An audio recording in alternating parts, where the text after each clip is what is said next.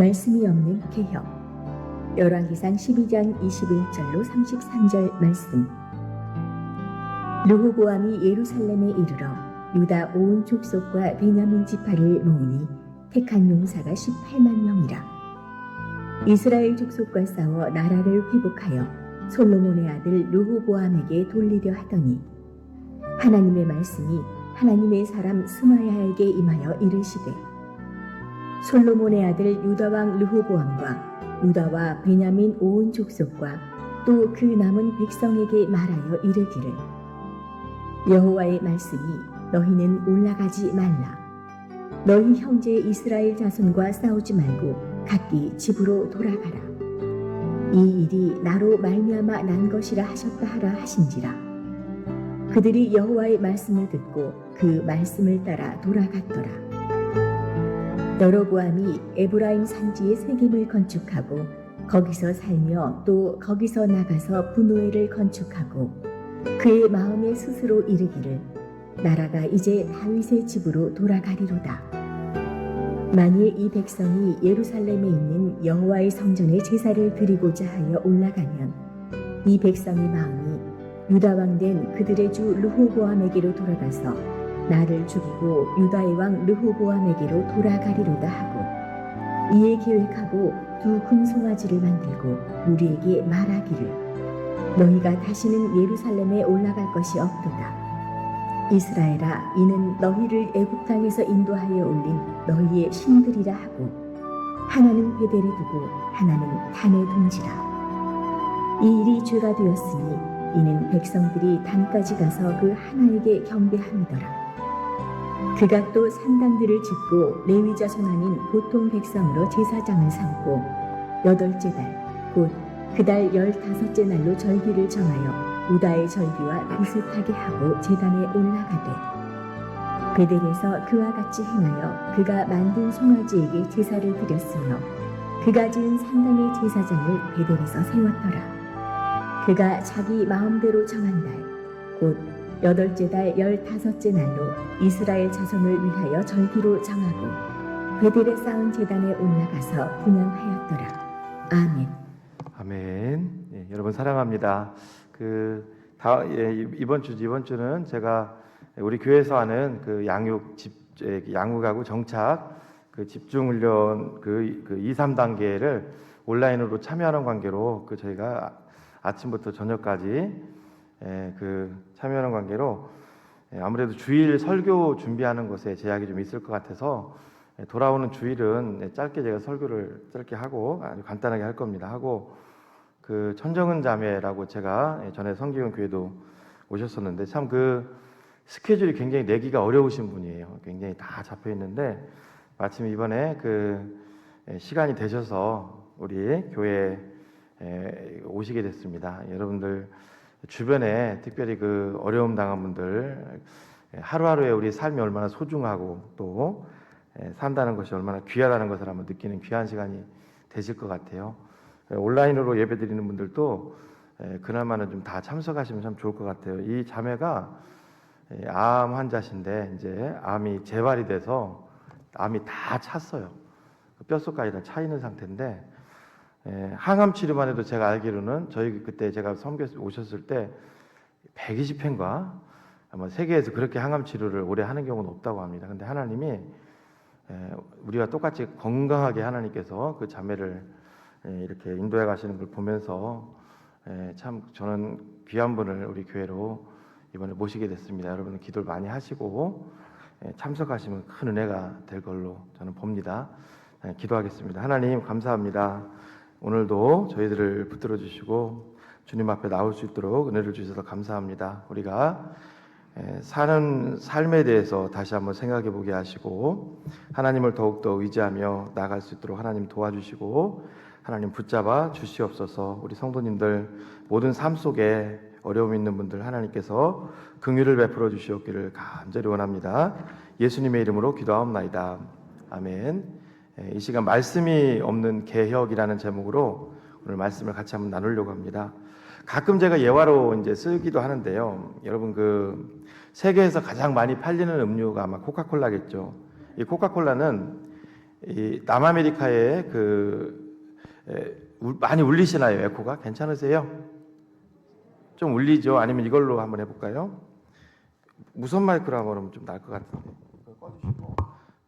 이건 괜찮으세요? 예, 이게 좀 나을 것 같아요. 제가 봐도 이걸로 좀 바꾸겠습니다. 그 코카콜라는 남미에서 많이 나는 이 마약의 원료이기도 한데 이 코카나무 잎사귀하고 남아메리카 쪽에 남아프리카 쪽에 있는 콜라나무 열매를 주원료로 한다고 합니다. 여러 가지 부수적인 열매가 들어가겠죠. 그런데 이 코카콜라가 나온 지가 정말 오래됐는데 그 비밀을, 그 제조법을 아는 사람이 많지 않다는 거죠. 아는 사람은 비행기도 제가 알기로는 같이 안 타는 걸로 이렇게 알고 있습니다. 근데 우리는 뭐 세계 각국에 코카콜라 공장이 있는데 어떻게 제조를 하느냐? 미국 현지에서 배로 이제 원액을 싣고 오는 거예요. 원액을 싣고 오면 이제 우리나라 같은 경우도 결국 그 원액에 적당량의 물을 이제 배 앞에서 이제 판매가 되는 거죠.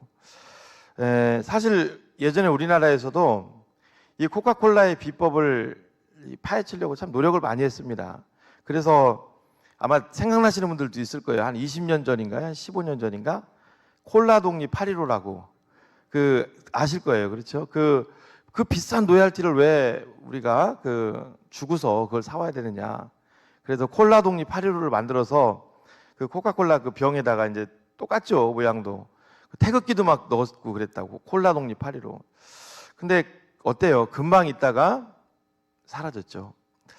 저도 좀 잊을 수가 없는 게 제가 이제 주일학교 사역을 그때 했던 것 같아요. 이제 5, 6학년 아이들을 맡았는데 사실 뭐 우리가 뭐 사역을 하다 보면 뭐 물질이 많은 것도 아니고 피자, 그때 이제 애들한테 특식을 제공한다고 뭐 지금도 있습니다만 그때 피자 스쿨에서 이제 제일 저렴한 피자가 5,000원짜리였잖아요.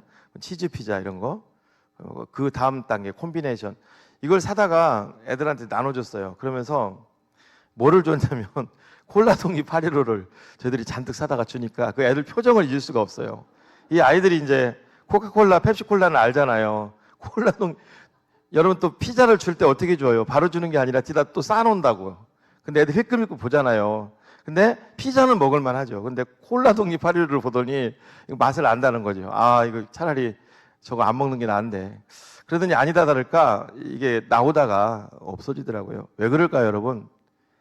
저도 뭐 콜라독립 815, 뭐 콤비콜라 많이 먹어봤습니다만 코카콜라에서 풍기는 특수한 향이 있죠. 특수한 맛이 있죠. 못 따라가는 거죠. 펩시콜라가 사실 어느 정도 따라오긴 했습니다만 안 되죠. 펩시콜라가 가격이 이제 좀 저렴하니까 그렇지. 사실 그 코카콜라 그 맛을 특유의 맛, 향 그걸 따라올 수가 없는 거죠. 여러분, 우리가 신앙생활을 하다가 여러 가지 어려움들이 또 있고 또 우리 완벽함을 추구하잖아요. 그러다가 또 안 되면 저도 여러 교회들을 봤습니다. 그러면 힘들면 교회들이 좀 막 나가기도 하고 그래서 새로운 또 교회를 형성해서 또 잘해보자고 하고 그런데 잘 안 되더라고요. 저는 개혁에 대해서 좀 우리가 살펴보려고 합니다. 개혁이란 이름이 참 좋죠. 우리도 여러분 종교개혁으로 우리가 개신교가 탄생한 거 아닙니까? 개혁. 근데 종교개혁의 귀한 메시지가 귀한 어떤 신조라고 해야 되나요? 이런 얘기가 있어요. 개혁되어진 교회는 계속 개혁되어야 된다. 사실 유럽에 있는 교회들이 성장이 멈추고 많이 어려워진 게 그게 아닐까. 분명히 종교개혁은 유럽에서 일어났어요. 그런데 개혁되어진 교회가 계속 개혁되어져야 되는데 그게 안 된 거죠. 우리가 살아가다 보면 여러분 새로운 걸 우리가 창출하고 또 새로운 걸 시도하고 또 잘못됐으면 새롭게 개혁을 하고 좋다 이거예요. 그런데 제가 나누려고 하는 게 그거예요. 우리 하나님의 사람들에게 있어서도 개혁 또는 갱신.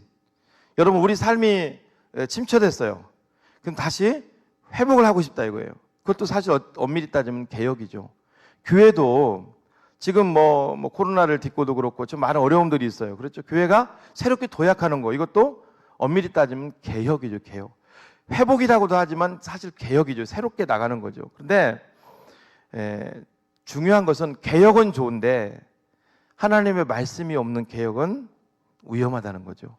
어떻게 보면 콜라독립 815를 제가 보니까 색깔도 똑같고 똑같아요. 모양도 뭐 비슷하게 만들었죠. 근데 먹어보면은 뭔가가 다르죠. 여러분, 우리 신앙생활도 마찬가지입니다. 우리가 살아가면서 개혁은 좋은데 하나님의 말씀이 없는 개혁은 위험하거나 또 의미가 별로 없다는 겁니다. 그래서 오늘 저는 이 말씀을 통해서 우리에게 주는 교훈 세 가지를 좀 요약을 해봤는데요. 첫 번째, 우리 성도들은 모든 상황 속에서 항상 하나님의 말씀을 앞세워야 한다는 거예요. 배경을 좀 살펴보겠습니다. 오늘 열왕기상 12장 배경을 보면 솔로몬이 어땠습니까? 솔로몬이 그 타락을 했죠. 아주 처음에는 하나님 앞에 바로 선거처럼 보였지만 나중에 심각한 타락을 하게 됩니다. 그러면서 점점 가세가 이제 기울죠. 뭐 솔로몬의 삶을 보면 뭐 정실부인과 첩가제서 뭐 1000명이다. 그것만 봐도 얼마나 그가 문란했는지를 알게 되죠. 그랬다가 이제 솔로몬이 죽고 나서 그의 아들 느흐보암이라는 사람이 이제 왕이 되죠. 근데 그 사람도 아버지의 길을 그대로 따라갑니다. 사실 할아버지의 길, 다윗의 길을 갔었으면 좋았을 텐데 아버지의 길을 따라갑니다. 결국은 이스라엘에 그 다윗 때도 없었고 솔로몬 때도 없었는데 그의 아들 느흐보암 때, 느흐보암이 정권을 잡고 얼마 안 있어서 큰 쿠데타가 일어나죠. 바로 솔로몬의 신하였다가 애굽으로 피신했던 여로보암이 돌아오면서 이스라엘은 두 나라로 이제 갈라지게 됩니다. 남쪽에는 이제 베냐민 지파와 유다 지파가 들어서서 남유다, 우리가 유다라고 하죠. 유다, 남유다. 그리고 북쪽에는 이제 이스라엘이라고 하는데 10지파가 이제 여로보암을 중심으로 사마리아라고 하는 수도를 중심으로 새로운 나라가 건설되죠. 북이스라엘, 이스라엘이라고 합니다. 남쪽은 유다, 예루살렘이 수도고. 여러분, 이런 상황이 되니까 솔로몬의 아들인 느흐보암이 가만히 있을 리가 없죠. 쿠데타가 일어났는데, 더군다나 한두 지파도 아니고 10지파가 북쪽을 중심으로 새로운 나라를 형성했는데 가만히 있겠습니까? 오늘 본문 왕상 12장 21절을 보니까 이제 그 느흐보암은 베냐민과 유다 지파에서 군사 정예군들을 뽑습니다. 이게 바로 무려 18만 명이나 되는 거예요. 한번 읽어볼까요? 시작. 르호보암이 예루살렘에 이르러 유다 온 족속과 베냐민 지파를 모으니 택한 용사가 18만 명이라. 이스라엘 족속과 싸워 나라를 회복하여 솔로몬의 아들 르호보암에게 돌리려 하더니. 여기 저는 회복이라는 말에 중점을 두고 싶습니다. 회복이라는 말에. 자, 보십시오. 모든 설교는 그런 것 같아요. 이 설교를 가지고 뭐 수만 편을 낼 수 있잖아요. 지금 상황에 적용하는 게 그거 하려고 우리가 앉아 있는 거고 저도 같이 준비를 하는 거죠. 새로 회복하려고. 사실 오늘 우리가 코로나 이후로 뭐 교회부터 시작해서 온 나라가 지금 참 어려움을 겪었잖아요. 회복해야 되잖아요. 회복하려고 지금 18만 명을 모아서 이제 쿠데타를 일으킨 세력들을 싹 잠재우고 다시 하나 되게 하려고 하는 거예요. 이때 하나님께서는 스마야라고 하는 선지자를 통해서 느흐보암에게 메시지를 주시는 겁니다. 그게 12장 24절이에요. 시작. 여호와의 말씀이 너희는 올라가지 말라. 너희 형제 이스라엘 자손과 싸우지 말고 각기 집으로 돌아가라. 이 일이 나로 말미암아 난 것이라 하셨다 하신지라. 그들이 여호와의 말씀을 듣고 그 말씀을 따라 돌아갔더라. 예, 여러분, 있을 수 없는 일이 일어난 거죠. 쿠데타가 일어났으면 반드시 진압을 해야 되죠. 적군이 쳐들어온 거하고는 뭐 상상을 할 수 없죠. 쿠데타가 일어났다고요. 그렇죠? 예, 그런데 하나님께서는 선지자를 통해서 얘기를 하시는 거. 이것은 내가 허락한 일이다.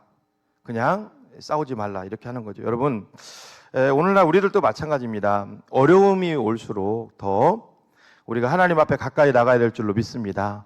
더 주님 앞에 기도하시고 더 귀를 기울이셔야 되는 거예요. 여러분, 지금도 우리가 지금 뭐 교회를 떠나서 사회적으로 봐도 코로나 팬데믹이라고 하는 참 어려운 쓰나미를 우리가 만났잖아요. 어려움을 만났죠. 이럴 때 이런 말씀을 우리가 적용한다면 이 어려움이 있을수록 더 하나님 앞에 기도하고 하나님의 음성을 들어야 될 줄로 믿습니다. 여러분, 우리는 어려움이 왔다고 해서 내 뜻대로 그 어려움을 극복하려는 사람이 아니라 하나님이 우리에게 뭘 원하시는지. 여러분, 예수님이 이걸 참 잘하셨던 것 같아요. 예수님의 사역을 보면은요, 귀한 부분이 많이 나옵니다. 마가복음 1장 35절에 봐도요, 베드로 장모를 고쳤어요. 그게 이제 소문이 나면서 수많은 사람들이 예수님이 있는 곳으로 몰려오기 시작합니다. 막 줄을 서는 거예요. 여러분, 뭐 지금 의술이 발달했을 때하고는 다른 시대잖아요. 그때 당시에 그 예수님이 귀신도 쫓아내시고 막 얼마나 많은 병자들을 고쳤습니까? 그러니까 저 멀리서 소문을 듣고서 막 운집하기 시작하는 거예요. 그렇죠? 아마 제가 볼 때 어마어마한 사람들이 아마 줄을 섰을 거예요. 예수님이 계신 집 앞에. 그 중에는 여러분 참 또 구경 삼아 참 신기하기 때문에 하여튼 어마어마한 사람들이 왔을 그때 예수님이 뭘 합니까? 너무 피곤하니까 일단 주무세요. 근데 아마 밖에서는 어땠을까요? 갔을까요? 아니죠. 순번 있잖아요. 순번. 온 순번대로 그 자리를 지키기 위해서 아마 거기다가 돗자리를 깔고 이스라엘이 또 이슬이 많이 내리잖아요. 밤이슬을 맞으면서 나를 꼬박 샜을 거라고요. 예수님 마음은 어땠을까요? 거기에 있으면 계속 그 일을 해야 돼요. 또 떠나면은 어때요? 어떤 사람처럼 보여요? 너무 정이 없는 사람처럼 보여요. 그렇죠? 여러분 참 그렇잖아요. 이러지도 못하고 저러지도 못하고. 그때 예수님께서 하신 일이 있어요. 새벽 미명에 일찍 일어나셨어요. 그리고 그 자리를 뜨십니다. 한적한 곳으로 가셨어요. 하나님을 의지하겠다는 거죠. 한적한 곳으로 가서 거기서 기도하기 시작합니다. 그때 한참 기도하고 있을 때 베드로와 일행들이 딱 오는 거예요. 주여, 모든 사람이 지금 주를 찾나야 돼. 왜 찾아요? 또 병 고쳐야 되니까 아침에. 그때 예수님이 뭐라고 하세요? 기도하고 나서 이제 우리는 이 자리를 떠나자. 가까운 마을로 가자. 우리는 전도를 해야 된다. 내가 이 일을 위해서 이곳에 왔다. 여러분 그렇습니다. 성경이 보여주는 게 그거예요. 어려움이 올수록 더 하나님 앞에 나가시라는 거예요. 믿습니까? 우리는 어려움이 올수록 더 주님 앞에 엎드려야 될 줄로 믿습니다. 지금 어떻게 보면은 우리가 기도하지 않고 이 어려움들을 여러분 이겨내려고 하는 것은 어떻게 보면 미련한 짓이고 무모한 짓입니다. 내 힘으로 안 될수록 더 기도하셔야 됩니다. 하나만 또 소개하면 예수님 보세요. 오병이어 사건 때도 예수님이 특별한 이적을 행하시니까 얼마나 많은 사람들이 예수님을 붙들고 임금 삼으려고 했습니까? 왜? 저분만 평생 임금으로 모시고 살면 먹을 게 걱정 없는 거예요. 임금 삼으려고 했잖아요. 그때도 주님은 제자들을 따로 보내시고 그때는 밤새 기도하시러 산으로 올라가십니다. 하나님의 뜻을 찾는 거죠. 오늘도 마찬가지입니다. 오늘 정상적인 상황이라면 군대를 소집해서 쿠데타 세력을 진압해야 맞아요. 근데 하나님의 음성은 가지 말라는 거예요. 내가 이를 허락을 했다. 자, 그런 다음에 이제 하나님께서는 반역자의 우두머리죠. 이 여로보암에게도 하나님이 나타나십니다. 그리고 여로보암에게도 열지파를 거느리고 새로운 나라를 세웠던 그 여로보암에게도 하나님이 말씀하시는 거예요. 이게 열왕기상 11장 38절에 나오는데요. 한번 읽어주세요. 시작. 내가 만일 내가 명령한 모든 일에 순종하고 내 길로 행하며 내 눈에 합당한 일을 하며 내 종 다윗이 행함같이 내 율례와 명령을 지키면 내가 너와 함께 있어 내가 다윗을 위하여 세운 것 같이 너를 위하여 견고한 집을 세우고 이스라엘을 내게 주리라. 아멘. 여러분, 여로보암이 지금 이스라엘을 세웠잖아요. 이스라엘을 내게 주리라. 이스라엘을 받는 방법은 간단합니다. 여기 다윗의 길로 행하라는 거예요. 내 율례와 내 명령을 지켜라. 하나님 말씀 오늘날로 말하면 지켜라. 그러면 하나님이 너에게 여로보암에게 최고의 선물을 주는 것인데 그게 뭐냐면 내가 너와 함께 하겠다. 사실 하나님이 우리와 함께 하는 것처럼 복된 삶은 없는 거죠. 믿습니까, 여러분? 하나님이 우리와 함께 하는 거. 여러분, 여호수아서도 뭐예요? 여호수아서도 하나님이 함께 하시는 거잖아요. 하나님이 함께 하시니까 다 되는 거잖아요.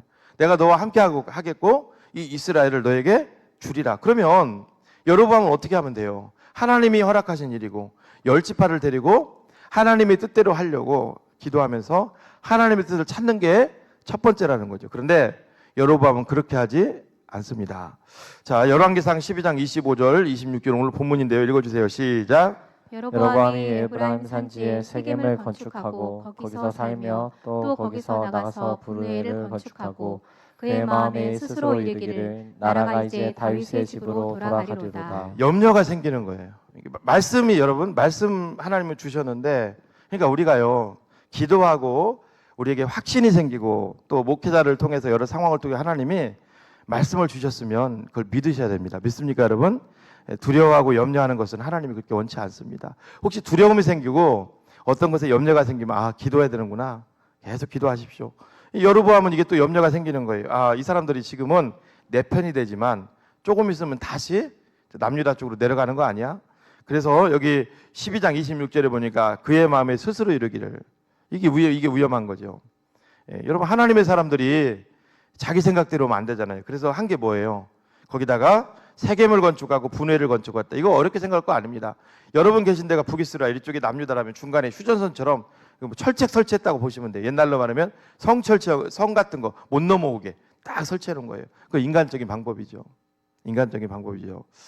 여러분, 우리도 마찬가지입니다. 우리가 신앙생활을 할 때 하나님이 기뻐하지 않는 게 인간적인 방법을 기뻐하지 않으세요. 여러분, 신앙은 뭐냐면 항상 하나님 앞에 우리 자신을 부인하고 인간적인 것들을 다 내려놓고 하나님의 뜻대로 하는 것이 믿음인 줄로 믿습니다.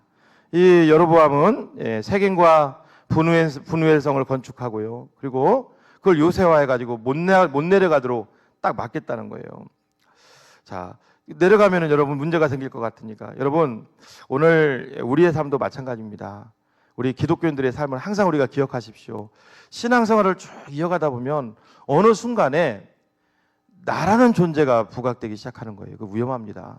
여러분, 여러분들에게 있는 모든 것들은 하나님의 선물인 줄로 믿습니다. 다 하나님이 하신 거예요. 여러분, 바울이 에베소서 1장 4절로 5절에 창세전에 그리스도 안에서 우리를 택하사 우리로 사랑 안에서 그 앞에 거룩하고 흠이 없게 하시려고 그 기쁘신 뜻대로 우리를 예정하사 예수 그리스도로 말미암아 자기 아들들이 되게 하셨다. 여러분, 하나님이 우리를 선택하셨습니다. 믿습니까? 그리고 하나님이 하나님의 자녀로 또 예수 그리스도를 통해서 우리를 속량하셨어요. 그러니까 우리는 항상 안 돼도 하나님이지만 잘 돼도 늘 주 예수 그리스도를 붙드시는 저와 여러분들 되시기를 주님의 이름으로 축복합니다. 고린도전서 15장 10절을 보면 바울이 이렇게 고백하잖아요. 내가 나 된 것은 하나님의 은혜로 된 것이니 내게 주신 그의 은혜가 헛되지 아니하여 내가 모든 사도보다 더 많이 수고하였으다. 내가 한 것이 아니요 오직 나와 함께 하신 하나님의 은혜로라. 신앙생활을 잘 하시다 보면 하나님께서 여러분들을 하나님이 높여 주십니다. 그러나 꼭 기억하셔야 되는 게 뭘까요? 그러면 그때마다 나의 나 된 것은 다 하나님의 은혜라는 것을 기억하시는 저와 여러분들 되시기를 주님의 이름으로 축복합니다. 반대로 신앙생활을 열심히 하셨는데도 넘어지고 또 뭐 어려움이 있을 수도 있어요. 열심히 하셨는데 넘어지진 않겠죠. 여러 가지 어려움이 올 수가 있습니다. 또 신앙생활 열심히 하셨는데 하나님의 섭리 가운데 또 어려움이 올 수 있어요. 그럴지라도 여러분, 하나님이 나와 함께 하심에 감사하시고, 우리 삶이 여러분 바닥이잖아요. 그럼 하나님도 높이십니다. 때가 되면 어떠한 상황 속에서도 절망하지 않으시는 저와 여러분들 되시기를 바랍니다. 우리가 다만 할 일은 뭐예요? 모든 상황 속에서 하나님의 말씀을 앞세우시라는 거예요. 지금 여러분, 여로보암은 10지파를 데리고 남유다로부터 지금 이스라엘로부터 지금 독립해서 나갔어요. 왜 그랬어요? 솔로몬이 싫다 이거예요. 그리고 그의 아들 르호보암이 하는 일이 싫다 이거예요. 나갔어요. 그때 하나님께서 너는 내 말씀대로 하면은 이 이스라엘을 내게 주리라. 근데 문제를 그렇게 하지 않잖아요. 자기 뜻대로 하잖아요. 이것을 하나님이 기뻐한다는 거예요. 기뻐하지 않으신다는 거죠. 두 번째, 하나님의 말씀이 없는 개혁은 절대로 성공할 수가 없습니다.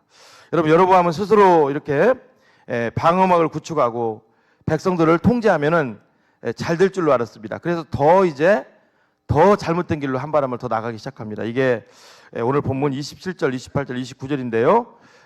한번 이 부분은 우리 그 남자 목사님이 한번 읽어주실래요? 네.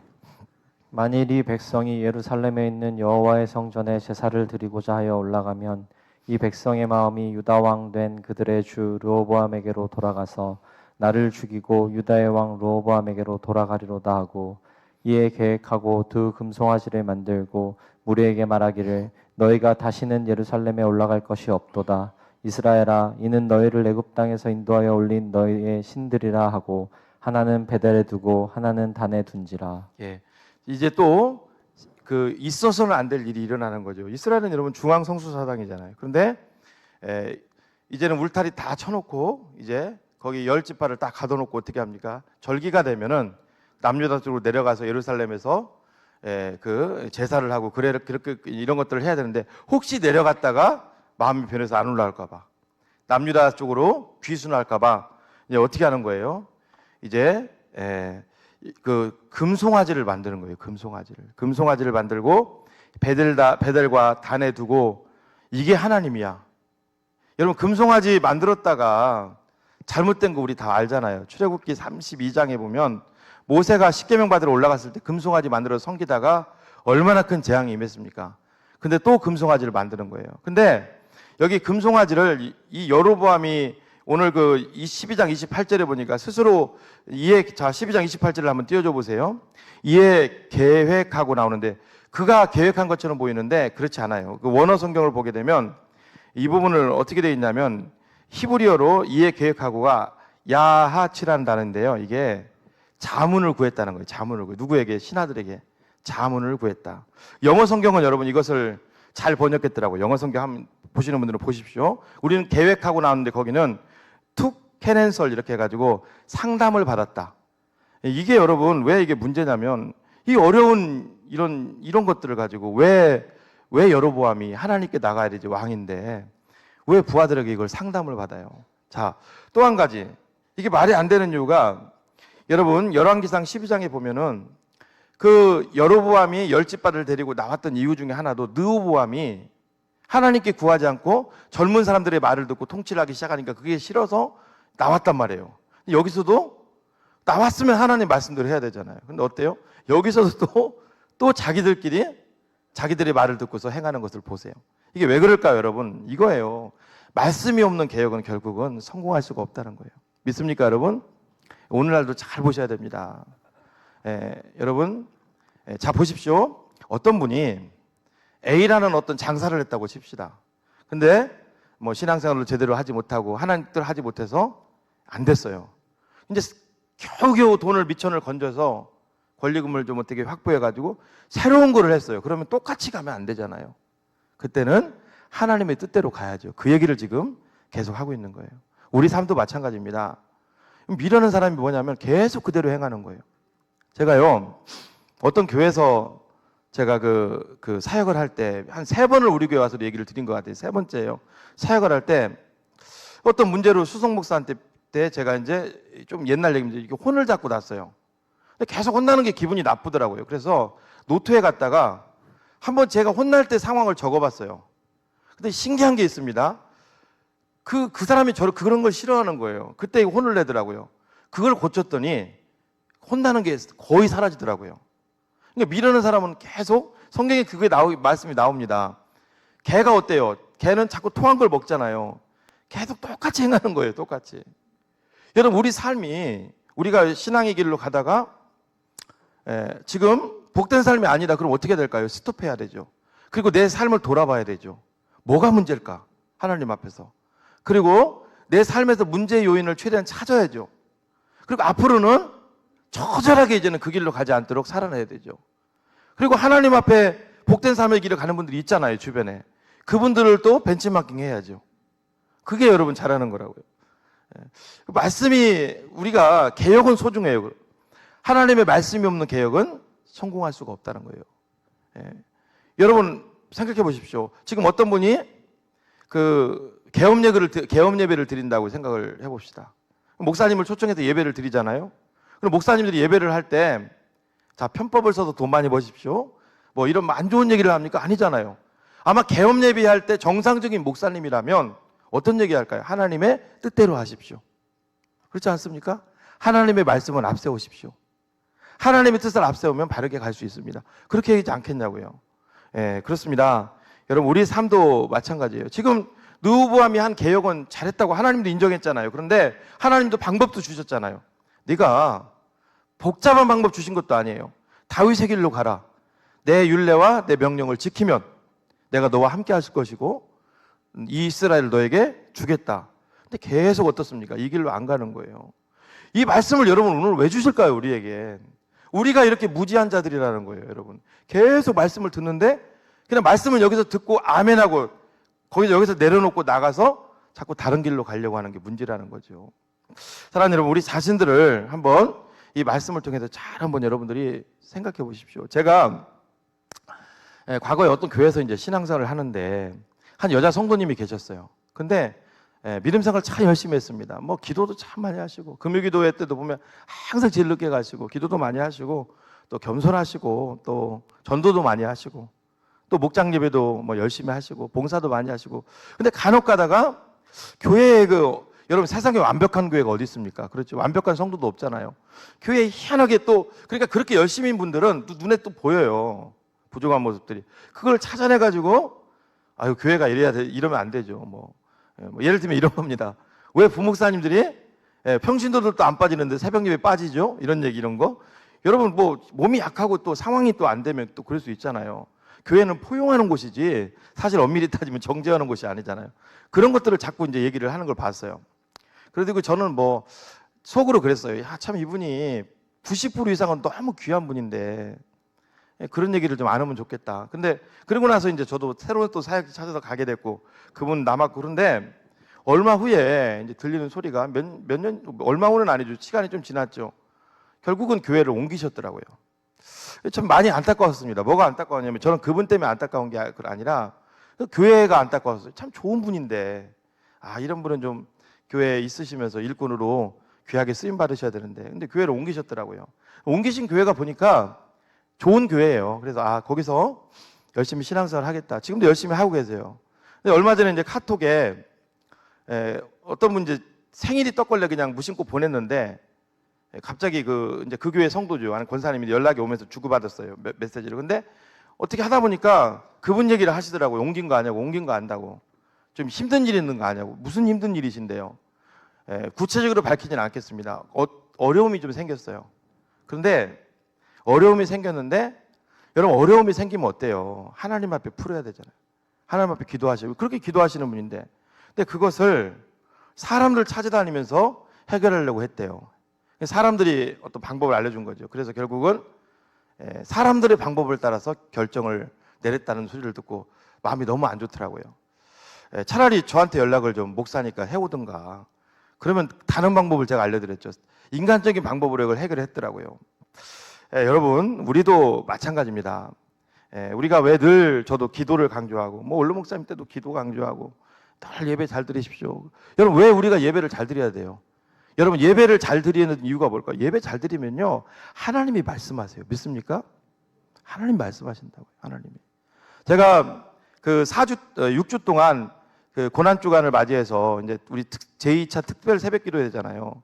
그 십자가 얘기를 했습니다. 계속 십자가 얘기했잖아요. 우리 믿음의 십자가가 있는가? 우리 헌신의 십자가가 있는가? 우리 예배의 십자가가 있는가? 저도 적용을 해야 될 거 아니에요. 저도 하나님 제가 십자가 지는 게 뭘까요? 하나님께서 저한테 전도 좀 열심히 해라. 뭐 설교 준비 좀 더 열심히 해라. 그럴 줄 알았어요. 하나님이 저한테 딱 풍하고 주시는 게 뭔지 아세요? 제 고백인데 설거지 좀 하라는 거예요. 예? 설거지요? 근데 더 하나님이 그러는 거예요. 방 좀 쓸으라는 거예요. 제가 무슨 생각이 들었냐면 저 그런 거 안 하는 사람인데요. 제가 그랬다고요. 했더니 하나님이 그러시네요. 이제 제가 좀 이렇게 좀 리얼하게 얘기하는 거예요. 그거예요. 네 아내 좀 시키지 말고 제발 네가 좀 해라. 그게 십자가야, 네.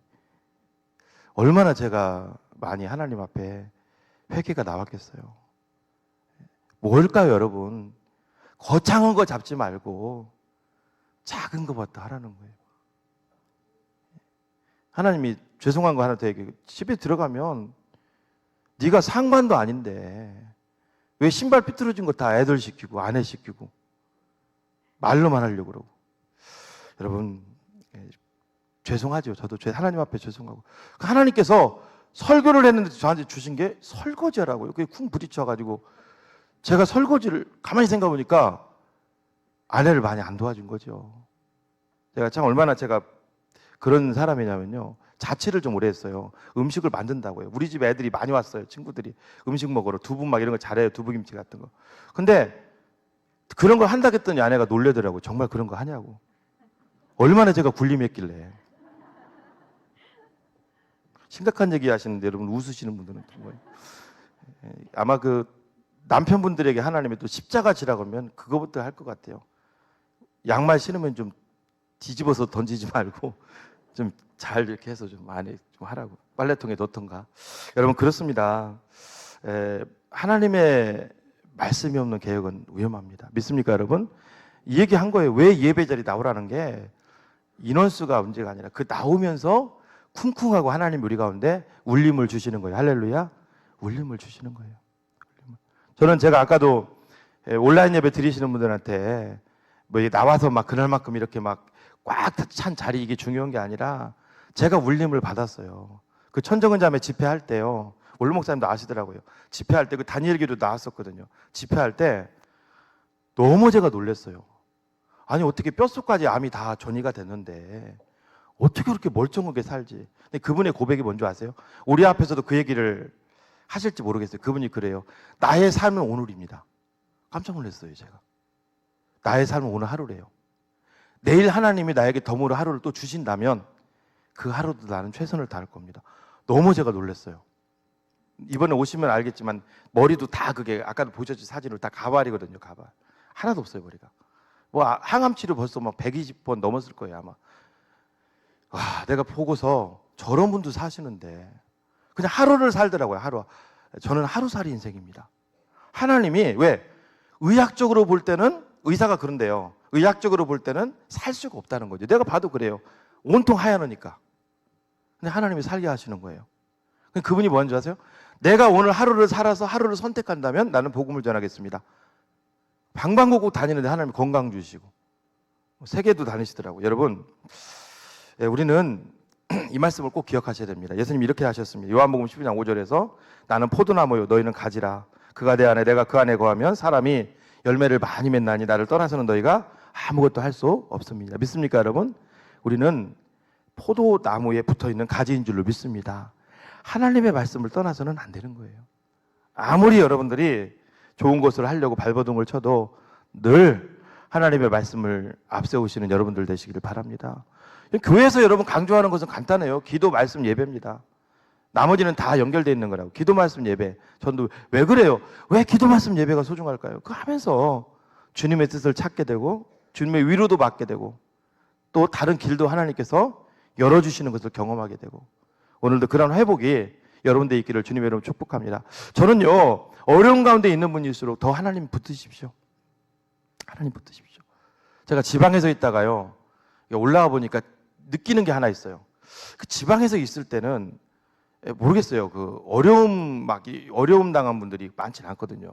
안 왔거든요. 막 이게 막 무슨 막 중한 병 이런 것도 많지 않고 그러다 보니까 근데 여기가 또 막 인구가 밀집돼 있잖아요. 서울이 밀집돼 있고 막 그러니까 더 막 그런 각박한 것 같아요. 속으로 편하게 내가 신앙생활 했겠고 이게 기도 제목을 받아보니까 그 성도들 거기서도 뻔하잖아요. 3년 2개월 했으면 뻔하죠. 그런데 훨씬 더 이쪽이 막 아니면 제가 속으로 공기가 오염돼서 그런가? 예, 각박한 걸 느껴요. 각박한 걸. 그럴 것 같아요.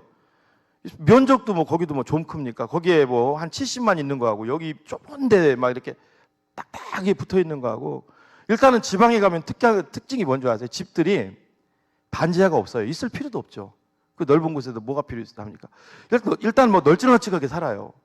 그래서 그런지 모르지만 이 기도 제목 받아봐도 이상하게 그리고 또 돌아가시잖아요. 이게 돌아가시면 거의 다가 다 90대 굉장히 오래 사시더라고요.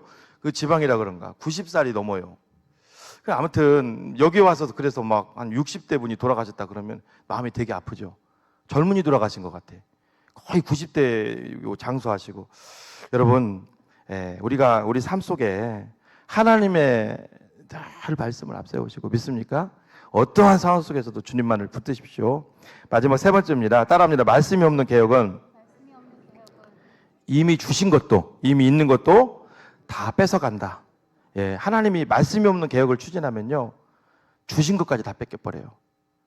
우리가 그러니까 항상 하나님의 말씀을 앞세우라는 거예요. 자 보십시오. 하나님을 이제 떠나서 지금 어떻습니까? 여로보암이 계속 하나님의 말씀이 없는 삶을 살아가요. 그러면서 어떻게 합니까? 이거 이스라엘 예루살렘에 있던 이거 뭐죠? 제단 대신에 어디에다 제단을 세워요? 금송아지를 어디에 세워요? 베델과 단에다가. 여러분 이 베델과 단이 어떤 곳입니까? 저는 베델하면 딱 떠올랐던 게 벌써 떠오르는 게 있잖아요. 베델하면 누구예요? 베델 야곱. 여러분 베델은요 전통적으로 아브라함과 야곱이 지속적으로 단을 쌓은 곳이잖아요. 여러분 그 창세기에 보면은 12장에 보면 아브라함이 가나안 땅에 들어갔을 때 베델과 아이 사이 거기 딱 단 쌓고 너무 참 좋은 곳입니다. 그렇죠? 단은 어떤 곳이냐? 이 사사시대 때 하나님의 임재와 말씀을 상징하는 이 언약궤가 오랫동안 있던 아주 소중한 곳이에요. 근데 거기다 금송아지를 딱 놓으니까 베델과 단이 너무 안 좋은 장소로 바뀌어버린 거예요. 그러니까 말씀이 없는 개혁이 오히려 쭉 가다 보니까 오히려 기존에 있는 더 성스러운 더 좋은 것들도 다 안 좋게 만들어버리는 거죠. 여러분 여기 보십시오. 12장 31절, 32절, 33절도 한번 우리 목사님 읽어주세요. 시작. 그가 또 산당들을 싣고 레위 자손 아닌 보통 백성으로 제사장을 삼고 여덟째 달 곧 그달 15째 날로 절기를 정하여 유다의 절기와 비슷하게 하고 제단에 올라가되 베달에서 그와 같이 행하여 그가 만든 송아지에게 제사를 드렸으며 그가 지은 산당의 제사장을 베델에서 세웠더라. 그가 자기 마음대로 정한 달 곧 8째 달 15째 날로 이스라엘 자손을 위하여 절기를 정하고 베델에 쌓은 제단에 올라가서 분향하였더라. 예, 아멘. 예, 여로보암에게 하나님이 뭐라 그랬어요? 내 뜻대로 행하면 내가 이스라엘을 내게 주리라. 그런데 계속 어때요? 자기 마음대로. 그냥 자기 마음대로 하는 거예요. 보세요. 제사장도 자기 마음대로 삼고, 그렇죠? 내위자손 아닌 사람으로, 내위자손 아닌 사람으로. 그리고 절기도 다 자기 마음대로 임의로. 여러분 신앙은요, 꼭 기억하십시오. 신앙은요, 민주주의 아닌 거 아시죠? 여러분 신앙은 민주주의 아닙니다. 이 포스트 모더니즘 시대에, 지금 모더니즘 시대 우리가 살고 있잖아요. 가장 큰 문제가 뭐냐면 개인주의, 이기주의, 집단 이기주의. 그러다 보니까 신앙생활이 이게 민주주의처럼 되려고 하는 경향이 있어요. 신앙은 민주주의가 아닙니다. 신앙은 철저하게 무슨 주의예요? 신본주의죠. 신본주의. 여러분 신본주의라는 말이 사실 따지고 보면 어떻게 보면 약간 뭐 기독교인들 간에 이기적인 것처럼 보이고 그러는데 독재적인 것처럼 보이고 그렇지 않아요. 하나님 우리를 창조하시고 하나님이 우리를 주권을 행사하시겠다는데 우리가 무슨 말을 합니까? 하나님 우리를 만드셨는데 철저하게 신앙. 그래서 여러분 모든 것은 여러분 기도를 통해서 하나님의 말씀 가운데 예배 가운데 그분의 뜻을 찾아야 될 줄로 믿습니다. 어떤 일을 할 때 여러분 모여서 뭘 결정하고 자꾸 하잖아요. 기도 없이 예배 없이. 그러면 잘 되는, 민주적으로 아주 좋게 보여요. 저도 여러분 그렇잖아요. 제가 무릎 꿇고 기도하면서 하나님 뜻을 찾지 않고 모여가지고 자꾸 인원 오면은 그럴 거예요. 야, 목사님 참 겸손하시다. 목사님 참 그 민주적이다. 그게 아니죠. 믿음은 여러분 철저하게 신분주의입니다. 그래서 우리가 교회도 기도해야 되고 모든 것 가운데 하나님의 뜻을 찾아가야 될 줄로 믿습니다. 여러분 이게 기도 없으면 다 안 되는 거예요. 보세요. 예수님 이미 활동하실 때 이스라엘이 로마의 그 신탁 통치를 받고 있었잖아요. 문화는 또 어떤 문화였어요? 로마 제국인데 실제 문화는 잠식되는 문화는 헬라 문화였어요. 헬라 문화 제가 지난번에 말씀드렸죠. 헬라 문화는 뭐예요? 그 인본주의거든요. 인본주의. 아주 큰 인본주의 물거리 헬라 문화입니다. 근데 여러분 유대교는 뭐예요? 신본주의거든요. 유대교는 신본주의. 근데 여러분 헬라 문화가 어마어마하게 크잖아요. 유대교가 자꾸 잠식되니까 그걸 이제 세속화되니까 유대교도들 사이에, 유대인들 사이에 이래서는 안 되겠다. 우리 유대교를 지키자 해서 일어난 게 뭐냐면 바리새 운동이잖아요. 바리새 운동. 여러분 우리는 바리새인 하면은 그 안 좋은 말처럼 들려요. 그런데 바리새인이 무슨 뜻이에요? 구별된 자. 나쁜 뜻이 아닙니다. 그런데 바리새인들이 구별된 자로 일어나서 그들이 하나님 말씀을 앞세우고 기도하면서 나갔더라면 굉장히 좋았을 텐데 결국 바리새인들도 말씀이 없는 개혁을 한 거예요. 그러다 보니까 어때요? 세속화되고 오히려 더했죠, 더. 그러니까 예수님이 바리새인들을 향해서 뭐라고 하는 거예요? 회칠한 무덤이라 그랬고 외식하는 자들이라 그런 거죠. 여러분 우리도 마찬가지입니다. 오늘 우리가 이 땅을 살아가면서 여러분 우리 한국 사람들에게 특히 안 좋은 게 뭐예요? 빨리빨리. 그렇죠? 빨리빨리. 뭐 그런 얘기 하더라고. 버스가 딱 오면은요. 외국은 딱 기다리는데 우리는 버스가 오면은 어때요? 먼저 가서 막 같이 뛴대요. 무슨 얘기죠? 그 제가 사진을 한번 그림으로 보여줘야 되는데 먼저 가서 막 같이 뛴대. 왜? 이쪽에서 탈 줄 알았는데 이쪽으로 더 오면 같이 뛰는 거예요. 그런 나라는 한국밖에 없다고 하더라고요. 뭐 지금은 뭐 우스갯소리지만 저도 그랬던 것 같아요. 자판기에 이제 동전을 넣잖아요. 이 기다리는데 안 나오는 거예요. 아예 뚜껑 열고 잡고서 딱 나올 때까지 기다렸다가 참으면 빼잖아요. 그죠? 그래 보신 분 있을 거예요. 얼마나 한국 사람이 급합니까? 급하잖아요, 한국 사람이. 근데 신앙은 급하다고 좋은 거는 아니죠. 그렇죠? 말씀이 없는 개혁은 결국은 무모하게 끝나고 오히려 베델과 단이 성스러운 곳이잖아요. 근데 말씀이 없는 개혁이 가버리니까 베델과 단이 아주 안 좋은 그런 장소가 돼버렸죠. 우상숭배. 포상이 돼버렸잖아요. 우상숭배하는 곳이야. 얼마나 좋은 곳인데 아브라함이 들어가서 단을 쌓던 너무 성스러운 곳이 그냥 베델하면은 거기 우상숭배한 곳 이렇게 돼버렸잖아요. 우리도 마찬가지입니다. 여러분, 우리는 항상 우리가 기억해야 되는 게 예수 그리스도인 줄로 믿습니다. 항상 여러분, 우리의 믿음 생활에 늘 주님이 우리보다 앞서가야 될 줄로 믿습니다. 항상 나는 예수 그리스도를 붙들고 사는가 믿습니까, 여러분? 항상 여러분들의 가정의 주인도 예수님인 줄로 믿습니다. 교회도 마찬가지고 모든 공동체의 주인도 예수님이에요. 어제도 설교를 딱 준비하고 마지막 잘했던 뭐 하든 설교를 준비하고 마지막 10시경에 한 번 제가 검토한 게 있어요. 이 설교를 성도들이 들을 때 예수 그리스도를 한 번이라도 이게 생각을 하게끔. 그렇잖아요. 잘못 설교가 나가면 윤리도덕 나갈 수 있잖아요. 여러분, 예수님은 그랬습니다. 요한복음 6장 35절에 예수께서 이르시되 나는 생명의 떡이다. 내게 오는 자는 결코 줄이지 아니할 터요 나를 믿는 자는 영원히 목마르지 아니하리라. 요한복음 8장 12절에도 예수님이 또 이렇게 말씀하셨습니다. 나는 세상의 빛이다. 나를 따르는 자는 어둠에 다니지 아니하고 생명의 빛을 얻으리라. 여러분, 뭐예요? 여로보암이 이스라엘 10지파가 그 느와보암이 하는 것이 못마땅하다 이거예요. 그러면 신약으로 말하면 예수님께로 가야죠. 말씀을 붙들어야죠. 믿습니까, 여러분? 하나님의 말씀대로 가야죠. 그럼 성공하는 거죠. 우리도 마찬가지입니다. 여러분들이 뭔가 못마땅하고 뭔가 여러분들이 볼 때 아니고 그러면 인간적인 새로운 개혁을 추구한다고 되는 것이 아닙니다. 다시 말씀으로 돌아가야 될 줄로 믿습니다. 다시 복음을 붙잡아야 되죠. 특별 새벽기도도 지난번에는 복음으로 1, 복음으로 2. 지금 여러분 우리가 지금 이런 상황 속에서 자 교회를 볼까요? 어렵죠. 한국에 있는 초대형 교회가 만 몇천 명 모였던 교회가 지금 반토막 났어요. 어렵다고요. 그러면 여러분 어떻게 해야 될까요? 우리 목사님들이 가가지고 떼매온다고 와줘요? 그거 떼매오면 잘못하면 고발 들어가요. 그렇죠? 떼매올 사람도 아니지만 대여가 안 된다고요. 먹을 거 잔뜩 갖다 준다고 하죠. 한두 번은 오겠죠. 어려운 분들 올 수 있겠죠. 안 된다고요. 안 돼요. 어떤 걸로도 안 돼요. 어떻게 해야 될까요, 여러분? 결국은 복음이죠. 예수님 의지하는 거죠. 믿습니까, 여러분?